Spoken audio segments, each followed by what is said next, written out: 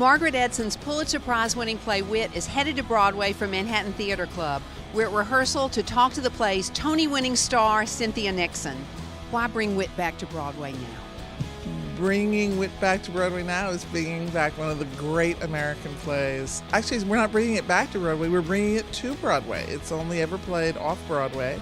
It's obviously played a lot of places around the country, but it's never been on Broadway, so it's a first. It's such an amazing play. It won the Pulitzer. It's written by a woman named Margaret Edson, who is a fascinating character, who is an elementary school teacher. She's not a playwright by trade. She wrote one play, won a Pulitzer, and then she stopped. But she has such a unique voice, and for someone who it's not her stock in trade, she understands inherently what goes into an electric night of theater. Describe the character for people who haven't seen. So she's an English professor. She's a professor of 17th century poetry, John Donne, holy sonnets, really tough stuff. She is a very brilliant, very determined woman who has risen to the absolute top of her profession. And then she comes down with stage 4 metastatic ovarian cancer.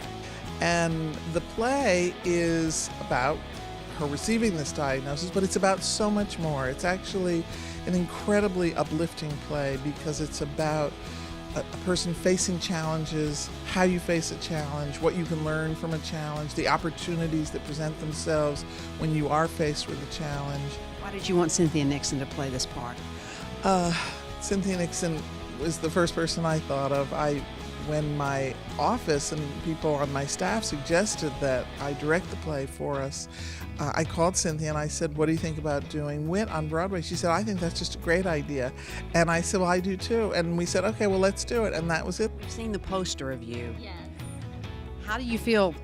You're going to have to sort of go there. This is a really out there. I'm going to shave my head when we, in the week we start previews, I'm going to shave my head. So, on the one hand, for an actor, it's a kind of a, deal to shave your head. But, I feel like when you're going through, I feel like I've known so many people who've gone through cancer and some of whom have died from it. And, it's the most visible sign that you have cancer, that you're undergoing chemo. But it's certainly not remotely the worst thing that happens to you.